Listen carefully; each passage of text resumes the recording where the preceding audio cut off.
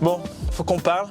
Là, sur les dernières vidéos où je joue notamment contre Manuel, j'ai pas mal des douleurs au dos. J'essaye de me lancer un challenge là, physique. Essayer de plus avoir mal au dos, grâce à tout ce qu'on va voir aujourd'hui pour pouvoir mieux jouer au golf. Donc je vais aller voir un coach physique qui suit pas mal de joueurs pro, dont Aymeric Losso. On a fait une vidéo avec lui sur la chaîne où j'ai joué contre lui. Donc on va faire ce qu'on appelle un test TPI, où il va regarder si j'ai des limitations articulaires ou physiques qui m'empêcheraient de bien swinguer. C'est le test ultime du golfeur que vous pouvez aussi faire à la maison pour vous aussi. Regarde là cette vidéo, essaye de faire les exercices en même temps pour voir si tu as des limitations qui t'empêchent de bien jouer au golf. Je pense que tu vas apprendre pas mal de choses là, donc ça va être cool. On passe direct sur les tests spécifiques golf pour pouvoir bien swinguer.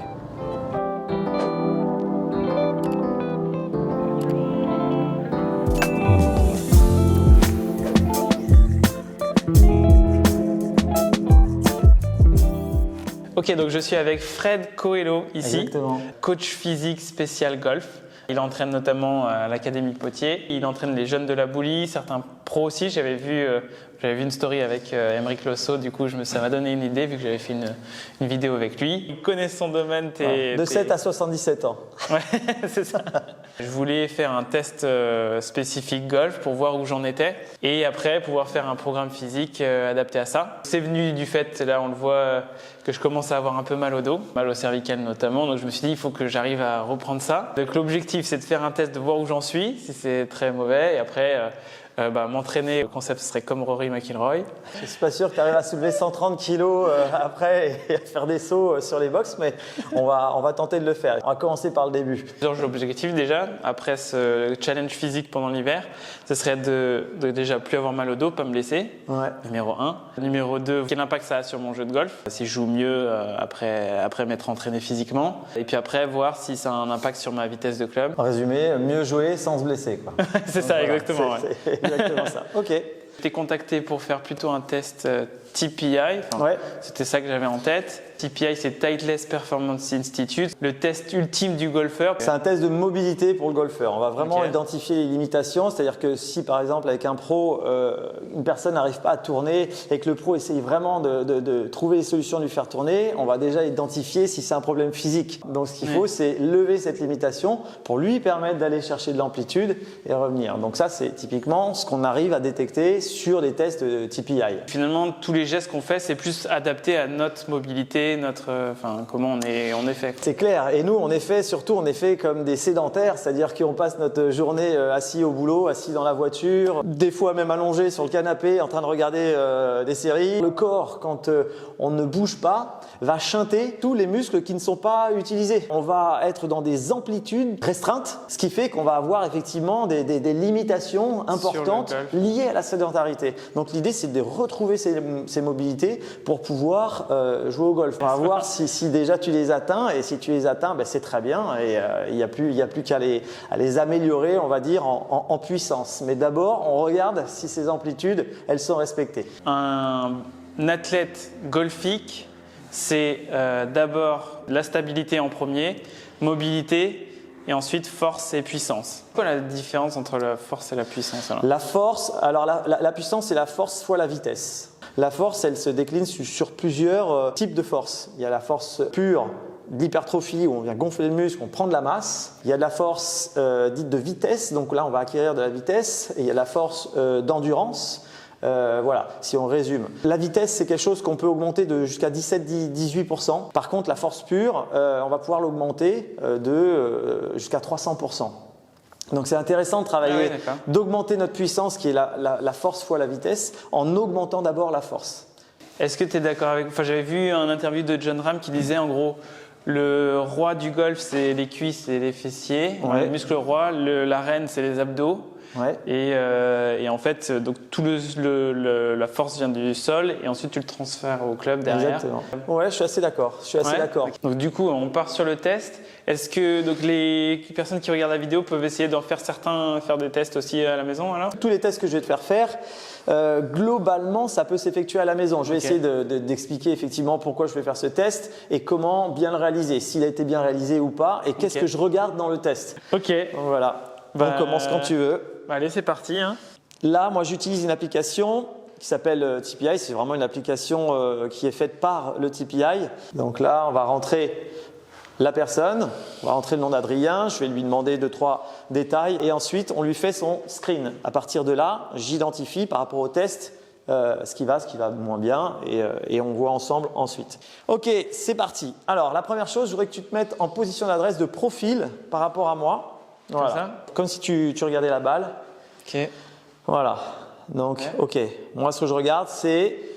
Normalement, il ne faut pas que je lui dise, mais je regarde s'il y a une lordose ici. C'est-à-dire que s'il est plutôt vers l'arrière, d'accord, il va être un petit peu tendance lordosée. Ça veut dire qu'il va y avoir une compression au niveau de ses vertèbres et forcément au niveau du backswing, ça va venir creuser et ça peut entraîner des risques et des douleurs de dos. Je regarde aussi s'il a une attitude plutôt syphosée, c'est-à-dire est-ce que les épaules rentrent un peu vers l'intérieur. C'est le cas. Ça veut dire qu'il y a un relâchement au niveau des rhomboïdes, c'est les muscles ici, au niveau de l'omoplate, donc le grand et le petit.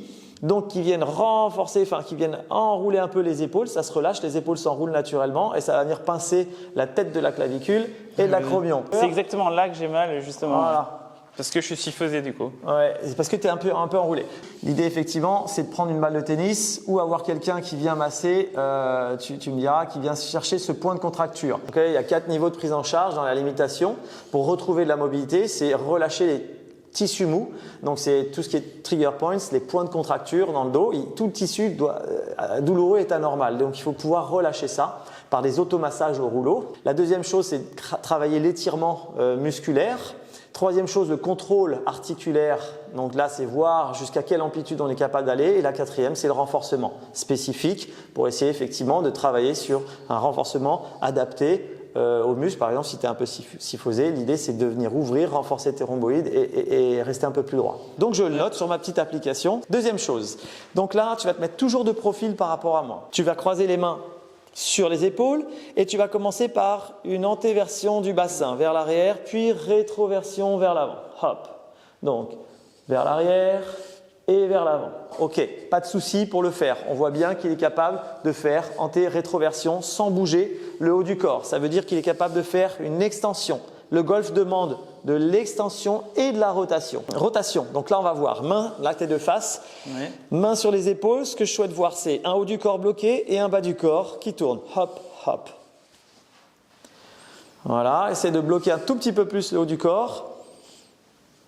Voilà, donc là j'ai insisté en disant essaie de bloquer le haut du corps. S'il n'arrive pas à bloquer, on peut venir ici, bloquer, d'accord. Mais bon, chez Adrien, il n'y a pas de souci, ça mobilise bien. Donc il a cette capacité à dissocier le bas du corps, pas de souci. On fait la même chose avec le haut du corps, un bas qui est bloqué, et je viens bouger mon haut du corps. Et on va voir comment ça se passe. Voilà, là c'est pareil, ça tourne bien, ça bouge un tout petit peu au niveau des jambes. Essaie de stabiliser un peu plus les genoux et de tourner en stabilisant plus ton bassin.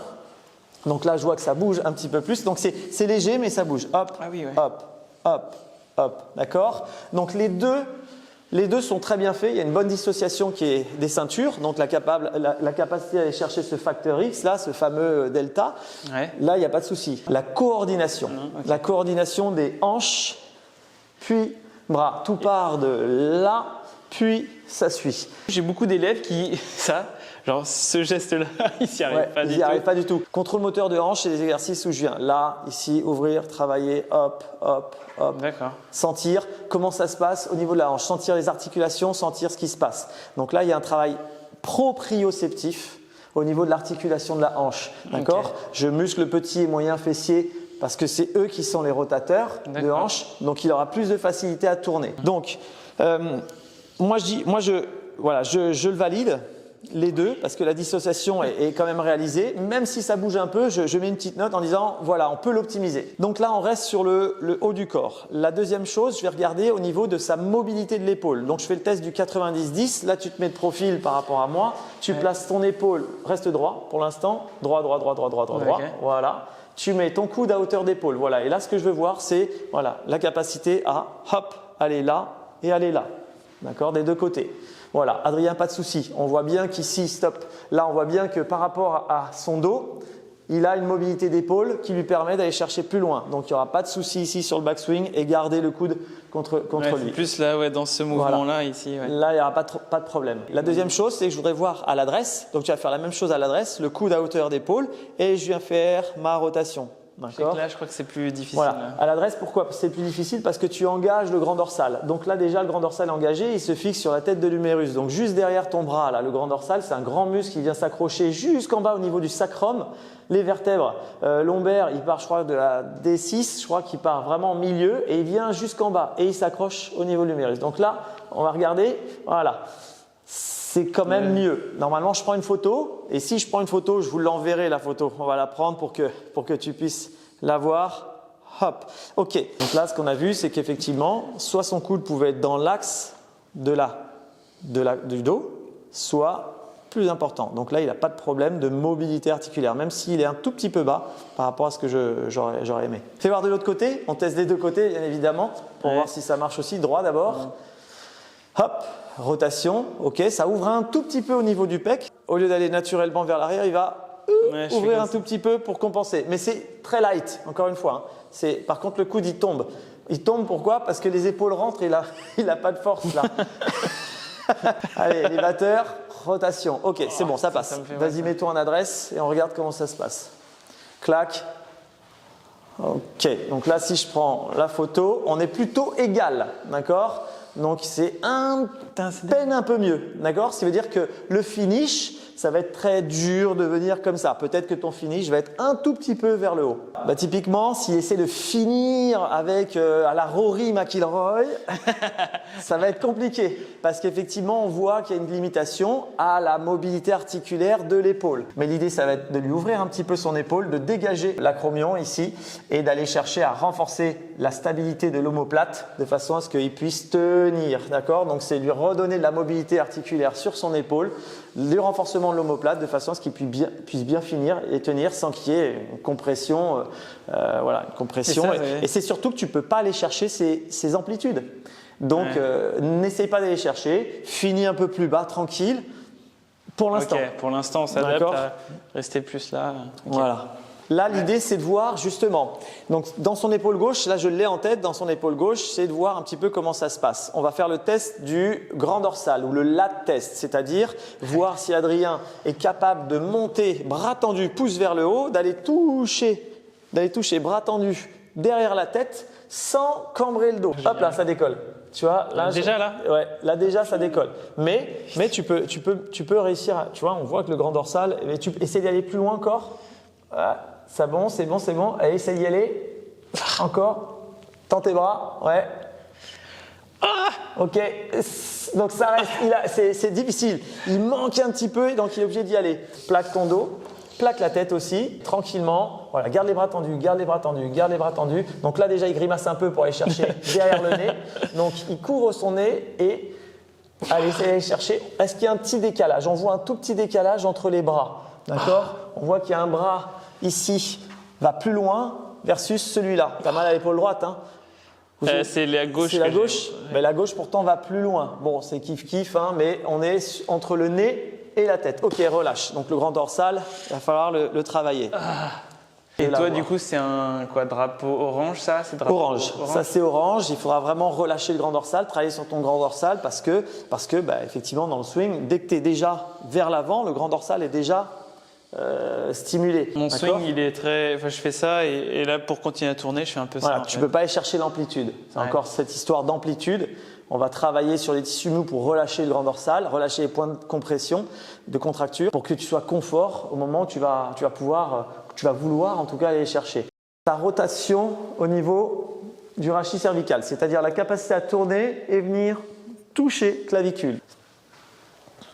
Ok, c'est pas mal. Ok, même si c'est une douleur, alors je vais marquer que c'est painful, on peut le marquer. Ce que je cherche à regarder dans ce test, c'est cette capacité à venir toucher ici sans compenser. Okay. Souvent, il y en a qui touchent, mais ils touchent comme ça en levant l'épaule. Clac. Donc Adrien, il a réussi à toucher sans lever les épaules, mais il a eu mal quand même en le faisant. En fonction de ce que tu vois, tu mets si on a mal ou et après c'est en fonction des différents endroits où tu peux aller, c'est drapeau rouge, voilà. Drapeau jaune. Par exemple, voilà, right side, normal, pas de souci. Left side, là je peux mettre normal, mais painful. On va regarder la mobilité qu'a Adrien au niveau du thorax. Ok, on a vu qu'il y avait une petite limitation. Là, tu places bien, tu as le 5 en visu, tu places bien au milieu. C'est de voir déjà par rapport à la mobilité articulaire de l'épaule, il n'y aura pas de souci pour Adrien de venir chercher derrière. Certains n'ont pas de mobilité articulaire, donc cet exercice-là est difficile. Donc je le place devant. Le test, c'est ici, je me mets en bout de chaise, je viens ici effectuer une rotation et j'essaie de voir à peu près jusqu'où Adrien est capable de tourner. Et là, rotation. Donc je vois tout de suite, ça tourne bien. Vas-y, même chose de l'autre côté, impec. Et ok, ça tourne bien, il n'y a pas de problème. Avant d'attaquer le bas du corps, je vais te demander de faire un test d'équilibre et un test de toucher les orteils. Allez. Hop, voilà, les jambes tendues, ça c'est bien. Voilà, et après, tu peux essayer de relâcher. Ok, ça touche. Voilà, bascule la tête vers l'avant. Voilà, ok. Là, il n'y a pas de souci. Ça touche bien, il n'y a pas de lordose. Il y en a, ils ont une lordose ici. Donc là, il n'y a pas de problème. Adrien touche. Donc ça, c'est cool. Ensuite, on va venir faire un test d'équilibre. Donc là, essaie de lever le genou à hauteur de bassin. Les mains sont le long du corps. Et au moment où tu me dis top, moi je déclenche le chronomètre. Tu fermes les yeux. Ouais. Donc là, top et je ferme les yeux. Et moi je déclenche. Et là, tu dois tenir 1 minute. Allez, top. Tac, c'est parti. Oh purée. Hop, là j'arrête. Ok, bon, t'es pas Rory là. Ça a fait 2 secondes 1. Attends, mais normalement j'y arrive. En général, je donne pas de deuxième essai. Hein. J'étais meilleur dans le passé On là-dessus. refait l'autre jambe. Celui-là, j'ai déjà compté, c'est 2-1. Il a essayé de me gruger. Non, mais j'étais en train de parler, c'est pour ça. Vas-y. Ah non, c'est vrai, c'est dingue. Un deuxième essai, bim. Ok, top. Ah, là, c'est plus sérieux sur le côté droit. C'est limite. C'est limite. Ça tangue, certains vont arrêter. Mais je préfère continuer parce que je veux que son pied travaille. Voilà, là, la proprioception à droite, elle est bien. Ok, relâche, très bien. Ok.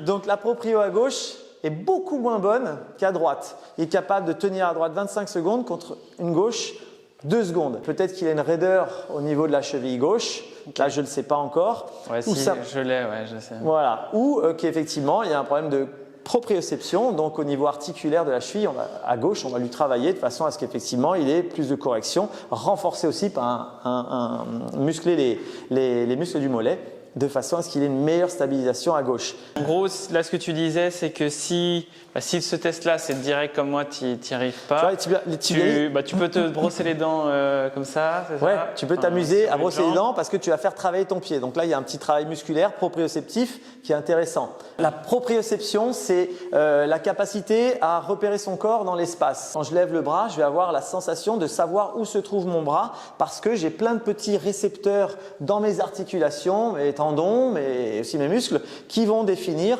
où est-ce que je me situe. Donc si c'est tenir en équilibre sur un pied, je vais avoir plein de récepteurs qui vont aller me renseigner sur ma voûte plantaire, ma cheville, mon mollet, comment il est que j'arrive à tenir bien, voilà. Et ça va nous donner la capacité à avoir de l'équilibre, de la stabilité et même de la coordination. Là, on va voir l'overhead squat, tu prends la barre bleue. Donc là, on va regarder effectivement la capacité à tenir. C'est le test maximal. Pour moi, c'est le plus important. Test ultime du golfeur, le test ultime du golfeur et de tous du crossfitter, à mon avis, de beaucoup de sports. C'est de réussir à effectuer un overhead squat parce que ça demande de la mobilité de la hanche, ça demande de la mobilité de cheville, de la mobilité au niveau du rachis lombaire. Bref, et on sait déjà que sur l'extension, c'est compliqué. Est-ce que tu crois qu'en 2 mois, on peut y arriver? Oh oui, je pense. C'est d'avoir les bras à peu près à 90-90, tu vois, en termes d'angle. L'idée, c'est de garder les bras derrière la tête. Les pieds sont plutôt dans l'axe, d'accord, dans l'axe du corps.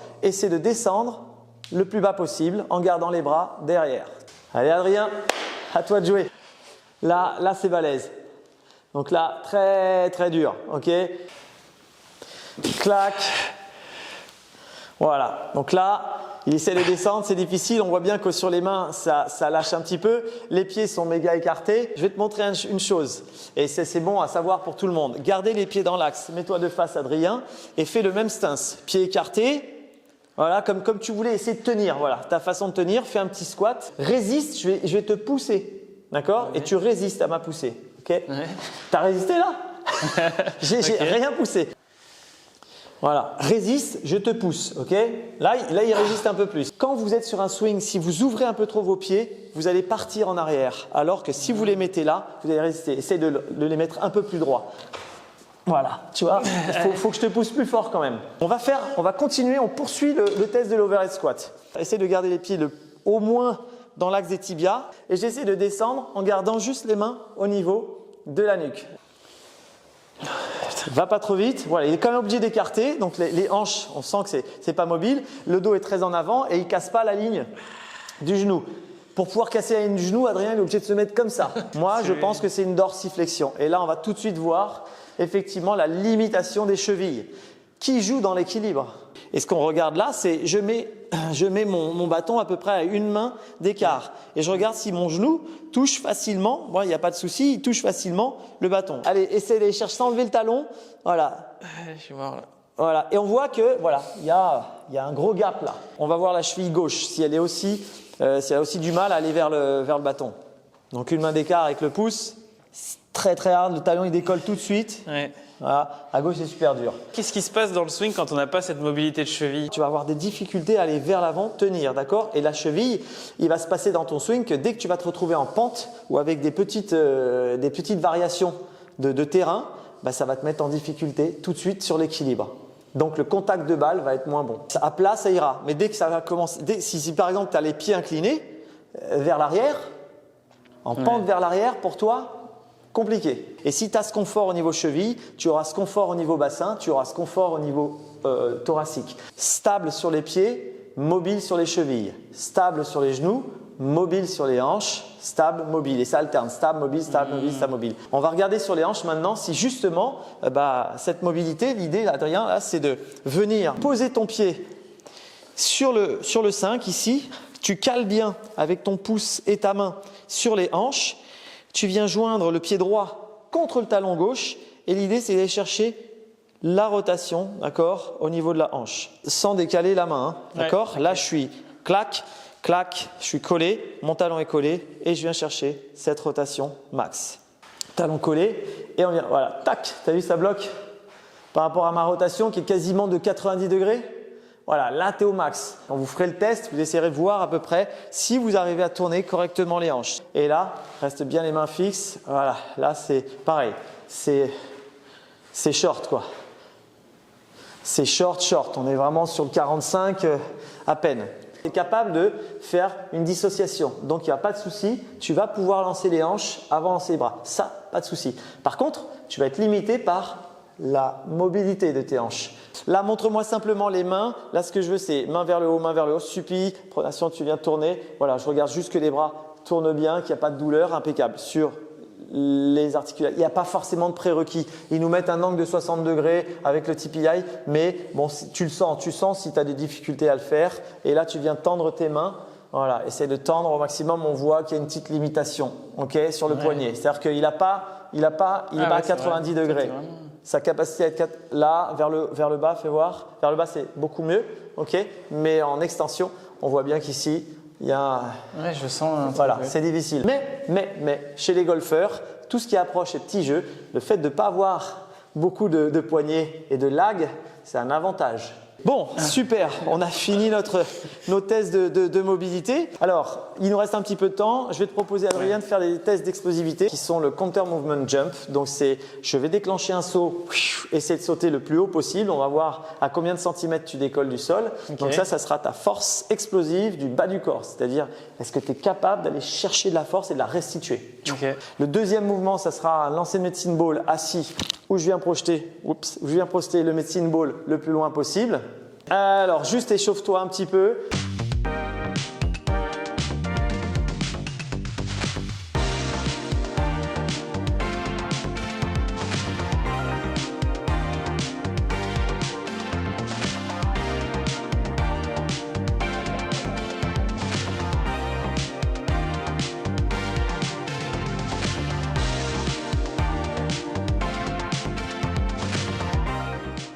On commence par le test de saut. Donc tu es contre le mur. L'idée c'est de venir soit faire un saut sur place là et je décolle, soit faire un pas et je décolle. Ok.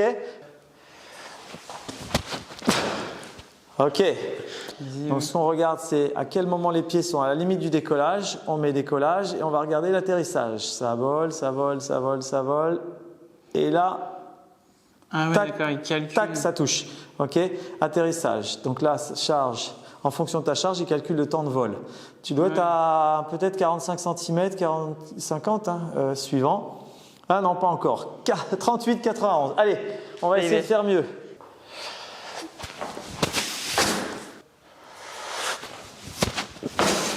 Ok.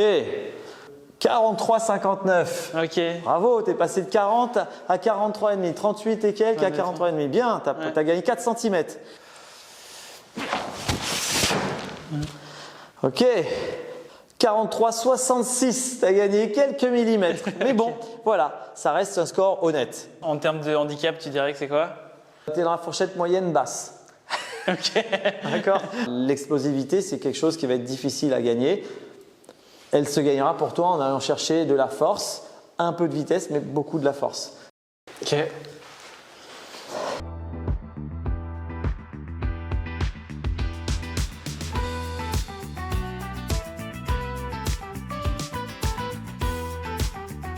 Allez, quand tu veux, Je dois partir de là, c'est ça et... Voilà, et tu lances, ça tu touche. gardes ton dos collé et c'est que la force et la puissance des bras. Ok. Ok, on n'est pas loin des 5,25. On voit la trace ici, clac. Donc je le mets là. Donc la première trace, elle est là. Ok. Allez, essaie de l'envoyer droit. Donc là, on est à 5 mètres. Allez, hop, tu as 3 essais, boum. Plus possible, c'est mieux ça. Tu es à 5,45 pratiquement, à vue d'œil. Tu donnes tout ce que tu as sur le dernier. Ok, super. 5,85. Il faut être puissant en bas, mais il faut être équilibré. Donc si tu es moyen en bas, moyen en haut, tu vas avoir quelque chose de très équilibré. Donc ça, c'est important. Alors, le test de rotation en dehors, c'est comment effectivement tu arrives à tourner et lancer et voir si effectivement le transfert se fait bien. On va le faire sur d'une autre forme. Donc ce que je vais te demander, c'est ici, c'est vraiment un gainage. C'est de travailler sur ce gainage où tu vas te mettre sur les pieds, sur les mains, bien à l'aplomb des épaules, tu pousses bien.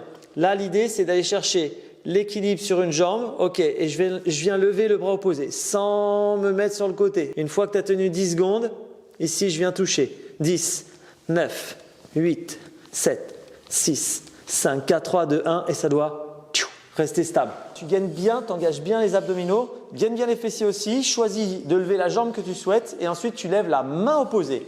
Ok, 10, 9, 8, c'est pas si mal tout ça de prime abord. 7, 6, 5, 4, 3, 2, c'est pas mal, ça se décale un peu. Maintenant, tu es allé chercher genou, donc coordination. Donc là, on va voir comment ça se passe dans sa coordination dans le mouvement. C'est là où c'est dur. Voilà. Là, on le voit tout de suite. Le gainage est difficile au moment où ça coordonne. Parce que les abdos doivent se relâcher et se tendre. Encore 4, 3. Et on voit que c'est difficile dans l'endurance. 2. Allez, Charline Esmar. 2 et 1. Ok, souffle. Et tu vas me le faire de l'autre côté. Souffle 30 secondes. Allez, 10 secondes de pré-fatigue. Main gauche. Voilà, et top. 10, 9, 8, 7, 6, 5, 4. C'est déjà plus dur. 3, 2, 1. Allez, je viens coordonner. Hop là. 2, 3. Allez, applique-toi. Gaine les abdos. 4, gaine tes abdos. Allez, à fond. 5, voilà, les abdos. Encore. 6, encore. 7, 8, 9, 10. Donc le transverse est pas si mal que ça dans le gainage quand tu bouges pas. À partir du moment où tu vas déclencher, là il y a un problème de transfert, de coordination. Okay. D'accord? C'est juste dans la coordination abdominale. Et tout est assez équilibré. Hein, donc vaut mieux être moyen partout parce que tu as un résultat positif que d'être très fort d'un côté où tu risques de déséquilibrer profondément le swing. Donc moi je trouve que c'est plutôt positif. Même si on a du taf. Donc Adrien a un index de 25. 25 oh, voilà, il a du boulot. Oh, c'est dingue. Et donc dans un mois et demi, on verra. L'idée c'est de L'objectif, c'est de… Ouais, vas-y, ouais. 15. 15? Ah ouais, je pense que c'est… Mais moi je veux de scratch. Ah oui. Bah, le scratch, c'est peut-être pas dans un mois et demi. Mais ça prend du temps le golf, hein, on le sait. Hein. Ouais. Mais scratch, il faut compter 6 mois. 6 mois pour arriver à 0. Zéro, c'est avoir aucune restriction, aucune limitation. Ça veut dire que tu vas faire la mobilité quasiment tous les jours. Tous les jours pendant 6 mois? Tous les jours, pendant 6 mois, ouais, quasiment. En fait, il vaut mieux faire un petit peu tous les jours. Tu pourrais faire moins, mais on va voir en 1 mois et demi, si je te donne quelque chose à faire tous les jours, qui va durer 10 minutes, ouais. Comment tu progresses. C'est facile, mais c'est dur à faire. Ça, c'est justement le cœur du sujet. Ouais, c'est exactement. Comment tu arrives à développer une bonne discipline? Voilà. La bonne discipline, c'est en fait, au début, il faut de la motivation. Les 2-3 premières fois, on se dit mais c'est pas possible, j'ai oublié, mais il faut le faire. Quoi qu'il arrive, il faut le faire. Et puis ça rentrera dans l'habitude. Et une fois que c'est rentré dans l'habitude, c'est beaucoup plus facile, plus facile. Compte tenu de ce qu'on a vu. Alors, le gros du travail va consister effectivement à travailler ta mobilité articulaire, on l'a vu. Je pense que la priorité, ça va être peut-être d'ouvrir un tout petit peu tes épaules déjà pour lever la douleur, ça c'est la première chose. T'expliquer comment tu peux lever la douleur grâce à des balles d'automassage. Par pression, tu viens mettre une balle par pression, tu vas bien souffler et relâcher parce que tu dois avoir une fibre musculaire qui s'est contractée, qui vient de façon iso et qui ne relâche plus. Elle est contractée en permanence. Donc il faut aller appuyer dessus pour relâcher cette tension-là. On lui apporte de l'oxygène, on vient masser de façon à ce qu'elle retrouve sa fluidité, d'accord? Travailler sur tes rhomboïdes, travailler sur tes limitations articulaires au niveau des épaules, les limitations au niveau des hanches pour que tu puisses avoir plus de mobilité ici et grand dorsal bien évidemment, plus de rotation ici. Ensuite, on ira chercher un peu d'explosivité. Peut-être qu'on pourra le faire en même temps si tu as envie vraiment de te chauffer à la salle. Ok, on va pouvoir le faire et on va le faire de façon très équilibrée. Est-ce que je peux faire par exemple mobilité tous les soirs et me faire 3 séances en semaine? C'est possible. Mobilité quotidienne plus 3 séances, c'est possible. Et dans les 3 séances, on va travailler effectivement une séance plutôt haut du corps, une séance bas du corps et une séance full body. Tu seras moins blessé, tu auras une meilleure amplitude, tu auras un meilleur confort de jeu. Toutes choses égales par ailleurs, effectivement, tu devrais mieux scorer. Après, il y a aussi du mental, il y a aussi de la stratégie. Voilà. Mais comme tu es pro, je pense que de ce côté-là, ça devrait aller. Eh ben, on est nickel. Merci beaucoup. Il n'y a plus qu'à jouer. On va essayer de faire de la mobilité pendant 1 mois et demi. Alors, moi, je crois que j'allais faire quand même un peu des séances quand même. Tu pensais que tu allais déjà soulever du deadlift à 200 kg? Ouais, exactement. Moi, je me voyais avec des On va commencer par les bases. Merci d'avoir suivi cette vidéo jusqu'au bout. On se revoit dans la prochaine vidéo. Ciao.